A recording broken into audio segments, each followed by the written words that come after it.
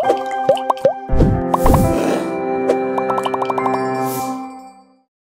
selamat datang di M-Talks, podcastnya Magister UMN.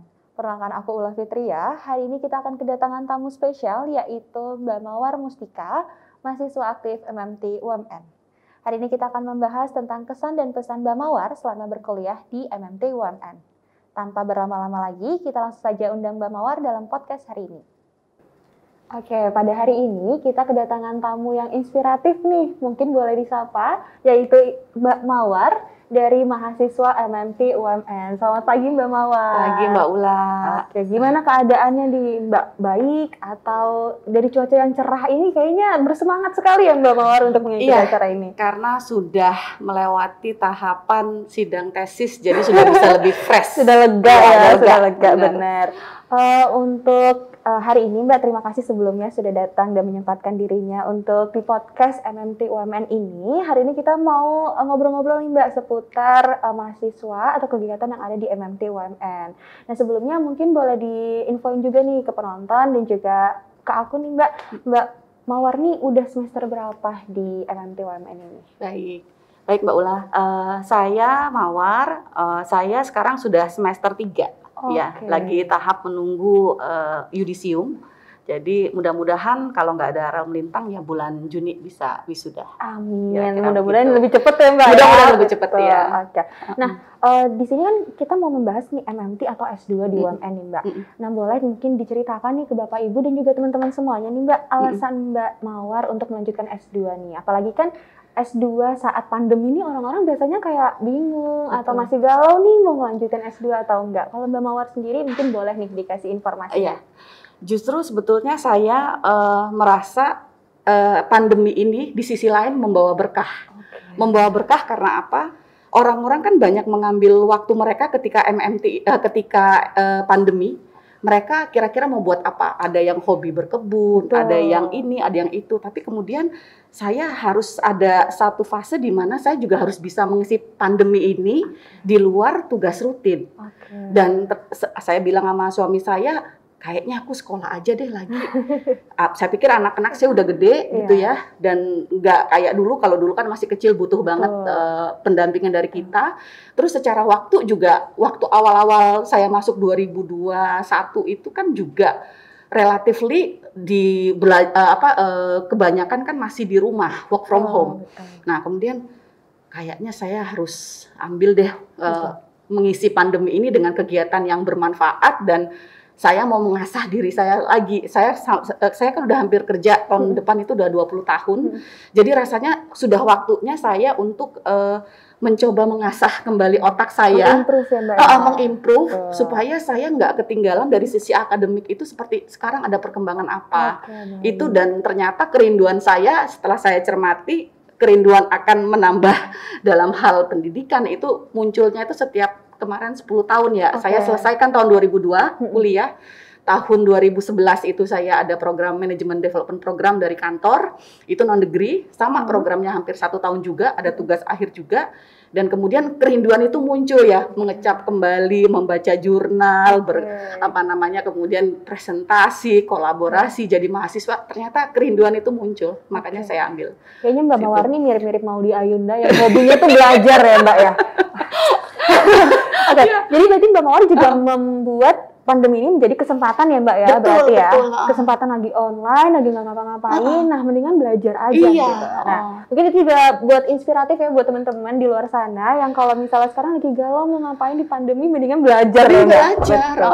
Oke, nah kalau misalnya tadi ketarikan Mbak Mawar di S2, nah sekarang aku tanya kenapa sih memilih MMT UMN gitu? Iya. Yang pertama, terus terang saya tertarik karena programnya singkat, ya 3 semester. Itu jadi pertimbangan. Yang kedua, secara posisi rumah saya dekat dari UMN. Jadi saya udah mikir, kalau kemudian perkuliahan ini harus offline, saya harus mikir, paling tidak dari rumah atau dari kantor itu tidak terlalu jauh. Nah, waktu itu kan program MMT di Kompas Gramedia juga ada kelas yang dibuka di kantor. Jadi saya prepare itu. Nah, kemudian juga kan memang ini prioritas untuk karyawan Kompas Gramedia. Ya, jadi saya manfaatkan saja. Dan waktu saya utarakan ke pimpinan, ternyata langsung disetujuin, Mas. Kayaknya saya sudah waktunya untuk mengimprove diri, Mas, dan disetujuin ya udah sampai so far, sampai sekarang sampai ini. Semester 3 gitu. selesai Iya. ya, Mbak. Baik. Nah, kalau misalnya perkuliahan nih Mbak, apalagi kan Mbak lagi kerja juga gitu ya. Mungkin teman-teman juga mungkin kepikirannya lagi kerja masa kuliah gitu. Nah, mungkin Mbak juga bisa memberikan informasi nih Mbak ke kita, gimana sih cara menjalani kuliahnya, atau kayak suka dukanya di perkuliahan gitu, atau metode yang digunakan di MMT UMN. Jadi waktu sebelum saya memilih akhirnya memutuskan ambil MMT, itu saya udah coba tanya ke beberapa teman di kantor yang juga sudah mengambil MMT. Dan kemudian dari situ saya menyimpulkan, kalau ingin ambil MMT, itu satu, kita harus benar-benar highly motivated. Betul. Karena kita harus benar-benar harus menyediakan waktu ekstra untuk kemudian kita fokus ke pendidikan ini, karena pekerjaan di kantor pasti nggak bisa ditinggalin. Betul. Apalagi kondisi pandemi ini, saya di kantor juga ikut gugus tugas dan sebagainya, ngurusin karyawan yang COVID, ngurusin vaksin. Jadi boleh dikatakan secara load kerja sebetulnya itu tetap ada, gitu loh. Tapi kemudian saya komit, kalau saya sudah memutuskan untuk kuliah, itu berarti saya harus bisa mempush diri saya, bersahabat dengan pikiran dan tubuh saya, untuk saya ya boleh dikatakan saya bisa berhari-hari tuh nggak tidur ya untuk ngubar tugas-tugas itu. Tapi saya selalu ajak komunikasi diri saya, nggak apa-apa, sehat dan bisa. Itu yang saya selalu sugesti untuk diri saya. Jadi biasanya kalau untuk tugas-tugas kuliah memang saya mengerjakannya setelah kerjakan sampai jam 5, kemudian kuliah kan bisa sampai jam 9, setengah 10 malam, dan setiap hari kan pasti ada tugas. Betul. Ya pasti ada tugas. Saya kerjakannya ya setelah itu sampai subuh, kemudian ya kerja lagi. Dan itu, jadi kalau kita nggak komit, ya bisa-bisa kita nggak bisa melalui challenging banget nih ikut MMT ini. Kira-kira berarti gitu. Tetap ada challenge-nya ya Mbak yang mengikuti perkuliahan ya. Kalau kita nggak, motivasinya nggak kuat, bisa lewat deh akhirnya. Betul. Tapi kalau misalnya dari segi dosen nih Mbak, gimana nih Mbak dosen-dosen di UMN? Apa seru-seru atau lebih yang kayak mempush mahasiswanya karena kalian udah komit di UMN, atau seperti apa nih Mbak? Dosennya saya sangat bersyukur ya, dosen-dosen UMN itu satu sangat baik, dua komunikatif, tiga mereka terbuka, dan 4 mau terima masukan. Jadi mereka memahami, kebanyakan kita satu kelas memang relatifly sudah kerja semua. Betul. Dan dosen-dosen itu biasanya senang sama kelas yang aktif. Nah, kelas saya itu termasuk yang aktif. Jadi nggak usah dipancing harus diskusi, kita udah dengan sendirinya inisiatif. Nah, jadi kita memanfaatkan bahwa kalau kita aktif, kalau kita mau nego-nego apa ke dosen, harusnya kita didengerin. Ya udah, jadi kita kalau ada misalnya nih, kita bahkan pernah jadwal untuk kolokium sudah disediakan, tapi kemudian waduh kita mepet banget soalnya tugas ini lagi rame gini, terus kita cerita, kita waktu itu ke Bu Sari, kita kayak anak ke ibunya aja, Bu Sari, dimungkinkan ya nggak Bu, kira-kira mungkin jadwalnya bisa di-arrange lagi mundur sekitar 2-3 hari aja, itu udah sesuatu banget Bu, kalau bisa dipertimbangkan. Ternyata ditanggapin sama Bu Sari, kemudian ke Pak Priyo, bahkan Pak Priyo hadir di kelas kita untuk gimana sebetulnya apa yang dirasakan, dan mendengarkan sampai akhirnya betul jadwalnya kemudian bisa direvisi 3 hari mundur. Itu kita udah seneng banget untuk itu. Berarti intinya komunikasi ya, komunikasi Mbak, ya? Terbuka dan mau terima masukan. Itu yang saya rasa nggak kita dapat waktu saya kuliah S1. Dulu kita sama dosen kan kita takut banget ya, strict banget ya Mbak ya. Kalau sekarang itu memotivasi. Jadi para dosen UMN itu mereka sangat memotivasi, mereka mendengarkan, dan juga mereka mau terima saran dan masukan. Itu yang saya rasa nggak semua di tempat lain itu bisa seperti yang ada di MMT UMN ini. Gitu. Kalau misalnya dalam mata kuliahnya nih Mbak, dari mata kuliah yang ada di MMT gimana Mbak? Untuk kesan-pesannya, ataukah susah banget nih, atau kayak ternyata pas dijalanin relate banget loh sama perkembangan zaman atau lain sebagainya, gimana Mbak? Waktu pas pertama kali mau masuk MMT, itu saya banyak tanya ke marketing. Karena saya khawatir, saya orang HR, background saya, kuliah di MMT, jangan-jangan saya pikir waktu itu teknologi itu yang teknis banget. Ya, seperti yang namanya MMT. Iya, orientasinya ke situ, tapi bukan Ibu.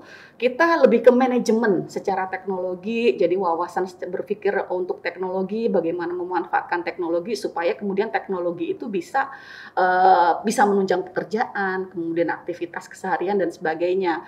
Saya tanya berulang-ulang sampai akhirnya, oke, berarti saya bisa tanya orang HR yang sudah ikut MMT ada tidak? Oh ternyata ada, satu di batch 3. Oh yaudah kalau gitu saya termotivasi, tapi sebagian besar paling banyak kebanyakan orang marketing. Oke, udah. Kemudian begitu saya masuk, ternyata pelajarannya memang kita sangat mengedepankan bagaimana teknologi itu kemudian bisa kita manfaatkan secara strategis gitu ya. Kemudian dari situ yang membuat saya tertata untuk berpikir di program MMT ini secara garis besar background saya sebelumnya ya. Kalau dulu saya menjelaskan dinamika psikologis manusia, mengapa dia begini, mengapa dia begitu, dan saya di MMT ini saya bisa menjelaskan suatu fenomena dengan kemudian sebab akibatnya jadi lebih jelas gitu. Jadi analisa sintesa saya waktu dulu di S1 saya pakai, di profesi saya pakai, ternyata di MMT ini bisa saya pakai. Bahkan kalau teman-teman tugas-tugas MMT kadang-kadang mereka cuma gini ya, kalau ada pertanyaan apa yang bisa dilakukan sebagai seorang manajer ketika harus ada suatu aplikasi baru yang dimanfaatkan ya. Nah kalau teman-teman kadang-kadang mereka jawabnya yang harus dilakukan adalah 1, 2, 3, 4. Jangan begitu, ya kan? Kalau kita membahas satu fenomena, kita jabarkan dulu background-nya apa. Nah, jadi saya selalu sebetulnya yang pertanyaan itu ABCD, tapi saya nggak langsung ke ABCD, saya background-nya dulu. Untuk bahwa kalau di kantor itu seorang manajer, fungsi utamanya apa, terkait teknologi yang harus dia ketahui apa, baru kemudian oleh karena itu, maka yang harus dilakukan 1, 2, 3, 4. Dan itu kan pas.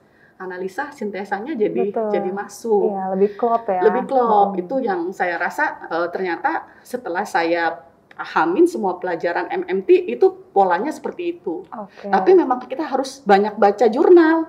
Karena kan kita nggak bisa, menurut saya nggak bisa, tapi kan menurut jurnal siapa, kata siapa, kita kan harus mengkuat secara akademis untuk mempertanggungjawabkan apa yang kita sampaikan, apa yang kita tulis. Kira-kira seperti itu. Oke, berarti tetap menjawab tapi sesuai dengan akademis ya, akademis, ya? Gitu.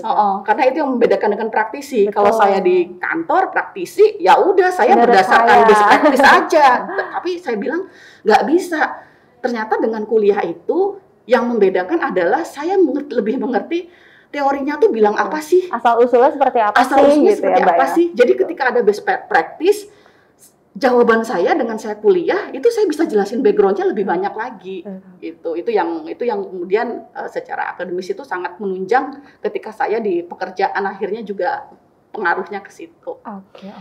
Nah, kalau misalnya ngomongin dari perkuliahan Mbak Mawar kan sebelumnya tidak sejalan ya sama manajemen ini ya, di luar gitu ya. Betul. Nah, kalau misalnya untuk perkuliahan awal ada matrikulasinya dulu atau penyesuaiannya dulu atau seperti apa? Ada program awal itu memang ada matrikulasi itu sekitar 3 hari. Jadi ada orientasi, matrikulasi, dan jangan kaget nanti kalau masuk MMT hari pertama matrikulasi itu kita sudah diajak mikir tesis. Jadi jangan kaget kita yang shock, aduh 10 tahun nggak kuliah tiba-tiba langsung disuruh mikir tesis gitu ya. Tapi ternyata ya memang itu sejalan dengan MMT karena programnya kan cepet banget ya. 1 tahun kuliah, yang setengah semesternya, yang 1 semester lagi itu untuk tesis. Persiapan tesis. Iya. Jadi memang diharapkan para mahasiswa ini mereka dari awal sudah memikirkan akan membuat tesis apa, dan itu tidak berhenti. Sehingga 3 semester itu bisa dilewatin dengan aman kira-kira gitu. Tapi kalau kita baru mikirnya semester 2 atau itu udah telat, gitu. Oke, berarti informasi juga berarti buat teman-teman semuanya. Nantinya kalau misalnya mau masuk UMN jangan takut ya Mbak ya. Takut kayak, aduh kayaknya nggak sesuai nih sama jurusan sebelumnya. Itu ada namanya matrikulasi ya Mbak? Ada matrikulasi, gitu. Ada matrikulasi. Oke, nah mungkin mau menuju pertanyaan akhir deh Mbak. Suka dukanya nih Mbak selama berkuliah di MMT UMN. Boleh disampaikan nih keluh kesahnya nih Mbak. Kalau suka duka ya, kalau sukanya dulu aja ya. Kalau sukanya saya senang banget karena bisa melatih, membuka kembali wawasan, kemudian melatih saya untuk banyak membaca lagi, bertemu dengan teman-teman, kemudian akhirnya melatih jiwa kompetisi saya lagi gitu kan. Jadi jiwa mudanya tetap terus ada gitu. Sama teman-teman yang lebih muda gitu kan. Jadi ya udah aku harus bisa dapat bagus nih, nilai bagus, karena tujuan kita kuliah cari nilai, bener kan? Kalau kita kerja cari duit, kalau kita kuliah ya cari nilai, makanya kita harus kejar nilai itu bagus supaya kita memotivasi diri kita gitu kan. Nah itu jadi kalau suka dukanya itu kita banyak ketemu sama teman-teman gitu ya, mereka dari perusahaan lain juga, kita diskusi, kita bertukar pendapat, kemudian juga kalau dukanya ya itu. Kalau kita nggak menyiapkan diri kita untuk komit di sini, ya bisa jadi kita nggak bisa melalui. Jadi dukanya itu ya, saya anggap ini bukan duka ya, tapi ya itu bagian dari fase yang harus saya jalani. Betul. Bahwa saya pernah nggak tidur 3 hari dan besoknya tetap ke kantor, ngurusin apapun di kantor, ya saya menikmati aja untuk itu. Dan ya paling ya kalau ada jadwal-jadwal yang kadang-kadang ini udah disetting jadwal segitu, tiba-tiba dosennya nggak bisa datang, kita harus run jadwal lain gitu kan, kadang-kadang di situ juga, padahal kita udah planning untuk tanggal ini kita buat apa, tapi ya kita yang penting kita komit, kita nikmatin. Jadi saya nggak pernah nyesel masuk MMT itu, saya nggak pernah nyesel. Dan tapi memang kita harus atur strategi sama teman-teman ya. Dulu waktu model pertama kita MT, kita tuh yang idealis banget, setiap tugas kita kerjain satu kelompok bareng. Udah, kalau kita mau cara begini, kita nggak bakalan nanti semua tugas selesai. Iya, betul. Saya bagi per PI, untungnya teman-teman di kelompok saya itu nurut sama saya. Pokoknya kalau pelajaran ini, yang ini kamu yang buat, ini yang ini buat. Nanti kita dari pembagian. Iya, kita bagi. Pokoknya hari Selasa ini ya, hari saya Rabu saya ini udah. Sebelum presentasi, kita ketemu dulu, kita diskusi. Pokoknya nanti kalau arah pertanyaannya begini-begini, tolong saling bantu. Nah, seperti itu. Dan alhamdulillah kita bisa melalui itu. Kalau teman-teman kelompok lain, ada yang mereka pokoknya harus ketemu dulu. Betul. Harus kelompok dulu kerjanya, gitu. Harus nyamain jadwal. Iya, itu kan susah. Betul. Jadi ternyata akhirnya ya metode saya akhirnya lambat laun juga diikutin sama teman-teman kelompok lain. Yang penting secara kelompok ketika presentasi kita mempertahankan pendapat, semua kelompok itu tahu apa yang kita tulis, paham, dan bisa memberikan pandangan-pandangan juga. Jadi seperti itu. Jadi di balik suka dukanya sebenarnya ceritanya banyak ya Mbak? Banyak banget. Pengalaman, experience-nya juga banyak banget. Dan bersyukur lah Mbak ya kurang lebih untuk berkuliah di MMT UMN. Iya, saya bersyukur beneran.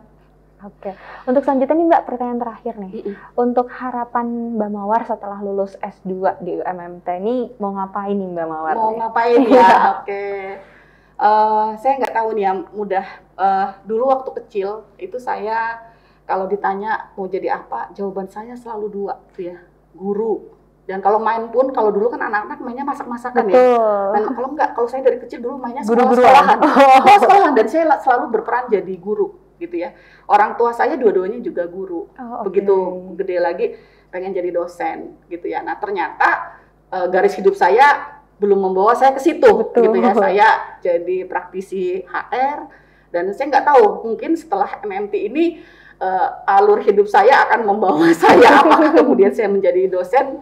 Mudah-mudahan bisa ada jalannya. Kira-kira gitu. Oke, baik. Semoga harapan Mbak Mawar tercapai ya teman-teman di sini ya. Iya. Selanjutnya nih Mbak Mawar, terima kasih atas jawabannya, atas informasinya yang sangat inspiratif nih teman-teman. Semoga bisa menginspirasi juga teman-teman di luar sana atau penonton yang menonton nih Mbak Mawar untuk bisa jadi lebih keren dari Mbak Mawar pastinya nih Mbak Mawar ya. Untuk Mbak Mawar semoga yang terbaik, nanti kita ketemu lagi di next kesempatan ya Mbak Mawar. Terima kasih. Ya, sukses selalu untuk Ula ya. Terima kasih Mbak. Nah, Bapak dan Ibu tadi sudah mendengarkan informasi dan juga kesan-pesan yang diberikan oleh Mbak Mawar selaku mahasiswa aktif Magister Manajemen Teknologi UMN. Sekarang saya akan memberikan informasi terkait MMT UMN. MMT UMN akan mengadakan tes masuk setiap hari Minggunya dan terdapat potongan biaya perkuliahan atas tes tersebut. Untuk Bapak dan Ibu yang berminat untuk melakukan pendaftaran, bisa langsung saja akses link pmb.umn.ac.id. Dan selanjutnya jangan lupa untuk follow Instagram kami di magister.umn dan subscribe channel YouTube Universitas Multimedia Nusantara. Dan jangan lupa untuk follow TikTok join.umn. Saya Ula Fitria Milenia, pamit undur diri. Selamat bertemu di episode selanjutnya.